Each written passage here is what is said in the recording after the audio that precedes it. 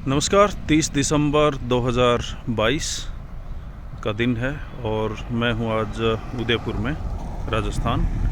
और आज आपको एक महान हस्ती से रूबरू करवाना चाहूँगा।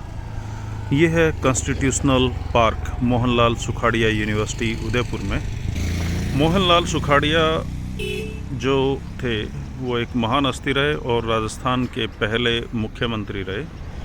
मैंने इनके बारे में अपने बुज़ुर्गों से भी काफ़ी सुना और राजस्थान के लोगों से भी, और इनके बारे में थोड़ा बहुत पढ़ भी पाया। मोहनलाल सुखाड़िया ने का जो विज़न था वो ये था कि हमारे जो लोग हैं वो पढ़ लिख के एक शानदार ज़िंदगी जिएं, और वो केवल इंडस्ट्रीज़ की बजाय चाहते थे कि यूनिवर्सिटियां बने, बड़े बड़े विश्वविद्यालय बने और उनमें अच्छी शिक्षा मिले, ताकि एक वाइट कॉलर प्रोफेशन में यहाँ के लोग, राजस्थान के लोग कंट्रीब्यूट करें। इसी के लिए यहाँ पे मोहनलाल सुखाड़िया जी, जो आज़ादी की लड़ाई में भी जिन्होंने पार्टिसिपेट किया, 1916 में जन्मे और 1982 में इनका देहांत हुआ। अशोक गहलोत जी ने 2010 में इस जो संविधान का क्लब है इसका अनावरण किया। तो मैं डॉक्टर विनोद कुमार चौधरी आपको कुछ और बातों से भी रूबरू करवाऊंगा। उससे पहले हम पढ़ते हैं अपने संविधान को, भारत का संविधान। अगर आप भारत का संविधान नहीं पढ़ा है आप लोगों ने, तो कुछ भी नहीं पढ़ा है।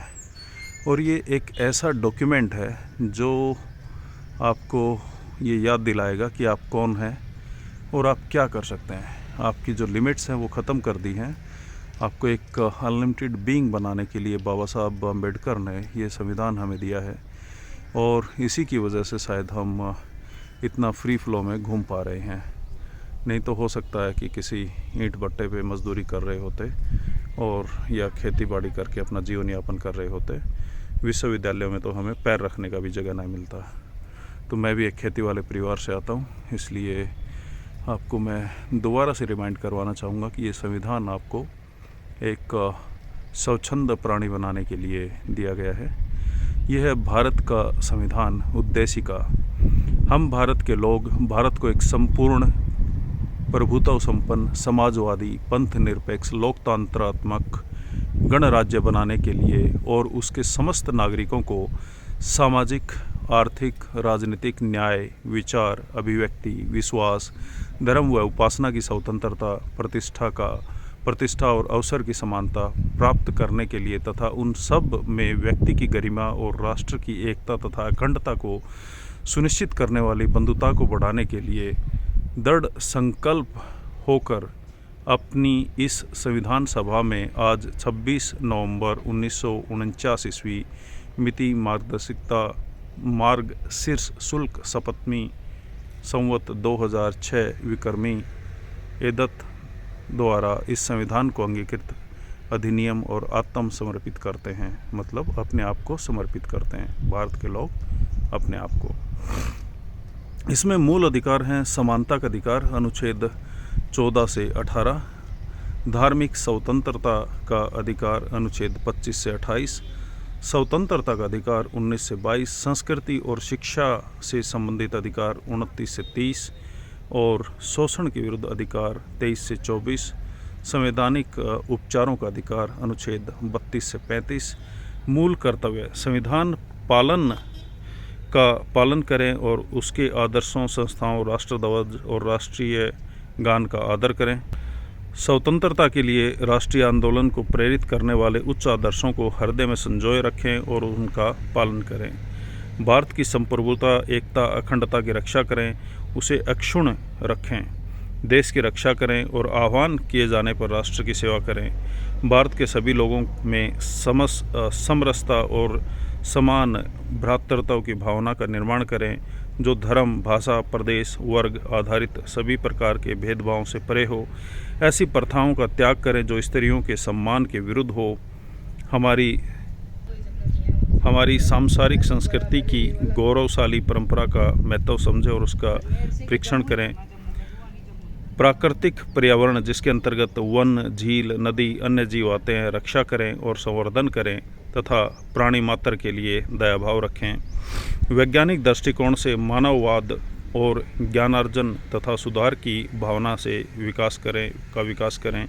सार्वजनिक संपत्ति को सुरक्षित रखें और हिंसा से दूर रहें। व्यक्तिगत और सामूहिक गतिविधियों के सभी क्षेत्रों में उत्कर्ष की ओर बढ़ने का सतत प्रयास करें, जिससे राष्ट्र प्रगति की निरंतर बढ़ते हुए उपलब्धि की नई ऊंचाइयां छू लें। यदि माता पिता या संरक्षक हैं 6 वर्ष से 14 वर्ष की आयु वाले अपने यथास्थिति बालक प्रतिपाल्य के लिए शिक्षा के अवसर प्रदान करें। तो ये महान विचार दिए गए हैं भारत के संविधान में, जो एक रिटन डॉक्यूमेंट है और बाबा साहब अम्बेडकर और उनकी टीम ने ये बनाया है। अभी चलते हैं हम स्मारक की तरफ, जो मोहनलाल सुखाड़िया जी के नाम पर हमारे गणतंत्र को समर्पित है। ये कलराज मिश्र जी ने इसका शिलान्यास किया। ये कुलाधिपति रहे और इन्होंने इसका शिलान्यास किया। यहाँ शानदार नज़ारे आपको देखने को मिलेंगे, सफाई का थोड़ा सा कमी है। और अब चलते हैं हम गणतंत्र के बारे में लिखे गए शब्दों को पढ़ने के लिए। यहाँ पे मुझे बाबा साहब अम्बेडकर का एक कोट पढ़ने को मिला है। शिक्षा ही समाज में समानता ला सकती है। जब मनुष्य शिक्षित हो जाता है तब उसमें विवेक और सोचने की शक्ति पैदा हो जाती है। तब वह न खुद पर अत्याचार सहन कर सकता है और ना ही दूसरों पर अत्याचार होने देख सकता है। इसीलिए शायद शिक्षा को महंगा किया जा रहा है, ताकि एक आम इंसान शिक्षा से वंचित हो जाए और अपने अधिकारों के बारे में बातचीत न कर पाए। नई एजुकेशन पॉलिसी भी इसी का एक हिस्सा है, जिसमें प्राइवेटाइजेशन एक इम्पोर्टेंट मसला उसका बन जाता है। ये कॉन्स्टिट्यूशन ऑफ इंडिया का जो पहला पेज है, जिसमें स्वतंत्रता, समानता, बंधुता, इन सब के बारे में बातचीत किया गया है, ये लिखा गया है। इसके ऊपर फंडामेंटल राइट्स के बारे में लिखा गया है। The fundamental rights have been classified under the 6 categories: right to freedom, right to equality, right against exploitation, right to freedom of religion, right to freedom of religion, culture and educational rights, right to constitutional remedies. और ऊपर पढ़ना थोड़ा मुश्किल है, ये भी भारत के प्रत्येक नागरिक के कर्तव्यों के बारे में लिखा गया है। और ऊपर जो कॉन्स्टिट्यूशन का बुक है उसको रखा गया है। कॉन्स्टिट्यूशन के नाम पे बने हुए स्तंभ पर वैसे राजा रजवाड़ों की मूर्तियाँ नहीं होनी चाहिए, और अगर हैं तो कुछ सोच के ही बनाया होगा। यहाँ किसानों के बारे में भी दर्शाया गया है। गौतम बुद्धा के बारे में भी है, झांसी रानी और बाकी लोगों के बारे में भी है, और गांधी भी हैं, और बाकी लोग भी यहाँ पे उकेरे गए हैं। खासकर स्वतंत्रता से जुड़े हुए लोगों के बारे में यहाँ पे कई सारी चीज़ें उकेरी गई हैं। और ये है फंडामेंटल ड्यूटीज़ के बारे में। यहाँ पे फंडामेंटल ड्यूटीज़ को पढ़ने में थोड़ा सा परेशानी हो रही है। अगर आप वीडियो रोक के पढ़ेंगे तो शायद पढ़ा भी जाए, तो मैं कोशिश करता हूँ आपके लिए वीडियो रिकॉर्ड करने की। तो ये भारत एक गणतंत्र, ये देखिए भारत एक गणतंत्र, ये भारत का राष्ट्रीय झंडा, ये भारत का मानचित्र हिमालय से लेकर और नीचे केरल तक और अंडमान निकोबार द्वीप समूह, बंगाल की खाड़ी सब दर्शाया गया है। और ये हमारा राष्ट्रीय ध्वज शान से लहराता हुआ मोहनलाल सुखाड़िया यूनिवर्सिटी उदयपुर राजस्थान में। मुझे भारत के झंडे को लहराते हुए देखकर बेहद खुशी होती है और गर्व महसूस होता है जब भी मैं इसे देखता हूँ। और हम सभी नागरिक अपने देश को एक नई ऊंचाई पर पहुंचाने के लिए हमेशा प्रयासरत रहते हैं। और मैं एक शिक्षक हूं, तो शिक्षक होने के नाते शिक्षा से जुड़े हुए तमाम सारी चीज़ों में मेरा इंटरेस्ट रहता है।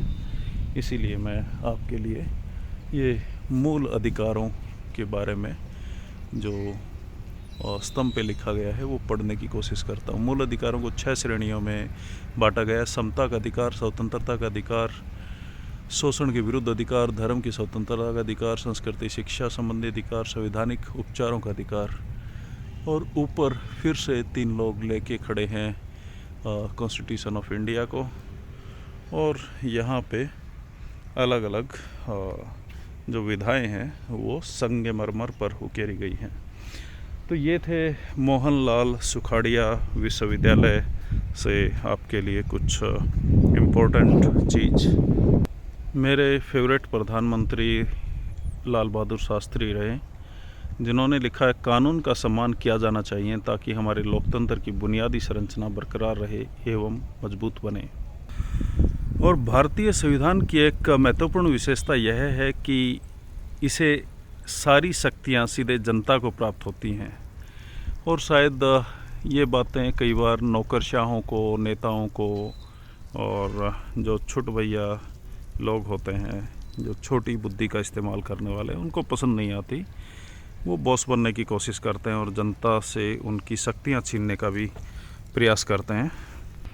तो ये प्रशासनिक भवन है मोहनलाल सुखाड़िया विश्वविद्यालय का।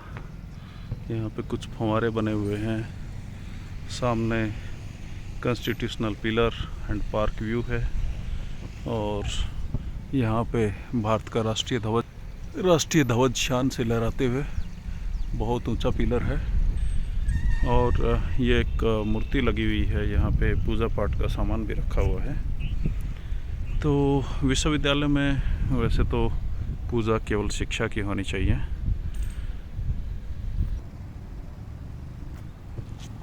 तो ये था मोहनलाल सुखाड़िया विश्वविद्यालय उदयपुर का एक टूर। आशा है कि आपको ये पसंद आया होगा। मैं बहुत ज़्यादा जानकारी तो अभी नहीं दे पाऊँगा इसके बारे में, लेकिन जितना भी जानकारी दे सकता था वो यही है। और इस विश्वविद्यालय के बारे में मैं और जानने की कोशिश कर रहा हूँ, और आशा है कि हम भविष्य में यहाँ से भी पंजाब विश्वविद्यालय, जवाहरलाल नेहरू यूनिवर्सिटी और बाकी यूनिवर्सिटियों के बारे में भी आपको अच्छी जानकारी दे पाएंगे। फ़िलहाल अगले साल की शुभकामनाओं को मैं आपको एडवांस में देना चाहता हूँ। और 31 कल ही आने वाला है, तो विद्यार्थियों के लिए खासकर मैसेज है कि आप एक तो पढ़ाई लिखाई अच्छे से करें, दूसरा बहुत सारी किताबें पढ़ने की आदत डालें जो आपके कोर्स से ही संबंधित ना हो और भी बहुत सारे डाइवर्स विषयों पे हो। इसके साथ साथ में आप ट्रैवलिंग की आदत डालें, घूमें अलग अलग जगहों पे, अलग यूनिवर्सिटियों में, अलग देश हमारा इतना बड़ा और शानदार है कि यहाँ पे आप मतलब दुनिया में जो सोच सकते हैं वो सब हमारे यहाँ पे है। यहाँ बैलगाड़ी से लेके हवाई जहाज़ तक, और छोटी से छोटी चीज़ से लेके बड़ी से बड़ी चीज़, रेगिस्तान से लेकर बर्फ़बारी होने वाले जगह तक, -50 डिग्री से +50 डिग्री तक आप जो सोच सकते हैं वो सब हमारे देश में है। तो पहले हमारे अपने देश को अच्छे से जानें, समझें, यहाँ के लोगों को, यहाँ की संस्कृति को, आचार विचार व्यवहार को, खान पान को, पहनावे को, शिक्षा, स्वास्थ्य और बाकी तमाम सारी चीज़ों को ढंग से समझें। उसके बाद देश दुनिया के बारे में फ़िक्र करें। और 3 रिजोल्यूशन अगली साल के लिए मैं अपने लिए लेता हूँ। आपको अच्छा लगे तो आप अपने लिए भी ले सकते हैं। एक, ट्रैवलिंग जितना ज़्यादा हो सके करने की कोशिश कीजिए। वीकेंड में जब भी टाइम मिले अपना बैग पैक करें और कहीं पे भी निकल जाएं। मंदिर, मस्जिद, गुरुद्वारे में, धर्मशालाओं में आपको रहने की जगह बहुत सस्ते में मिल जाती है, 50-100 रुपये में। खाने के लिए भी बहुत सारे सस्ते जगह हैं, या गाजर, मूली, सलगम, पालक, बथुआ, मेथी और फ्रूट्स दुनिया भर के हर शहर में मिलते हैं। आप उनको खाइए, स्वस्थ रहिए, एंजॉय कीजिए, बहुत कम खर्चे में आप घूम पाएंगे। उसके बाद में स्वास्थ्य का पूर्ण ध्यान रखिए। स्वास्थ्य के लिए सिंपल है, आप कच्ची फल सब्जियां जितना खा सकते हैं खाइए, घूमते फिरते रहिए, किताबें पढ़िए, ट्रैवल कीजिए, और इसके साथ साथ खुश रहने का प्रण लीजिए। जब आप खुश रहेंगे तो अपने आप हेल्दी रहेंगे। और अपने जीवन में अच्छे लोगों को बुलाइए या उनके पास जाइए। अच्छे लोगों के पास जाने का सिंपल मतलब ये है कि आप अपनी नॉलेज को इंक्रीज करेंगे और एक बेहतरीन इंसान बनने के लिए काम करेंगे। धन्यवाद। मैं डॉक्टर विनोद चौधरी, पंजाब विश्वविद्यालय, चंडीगढ़ से।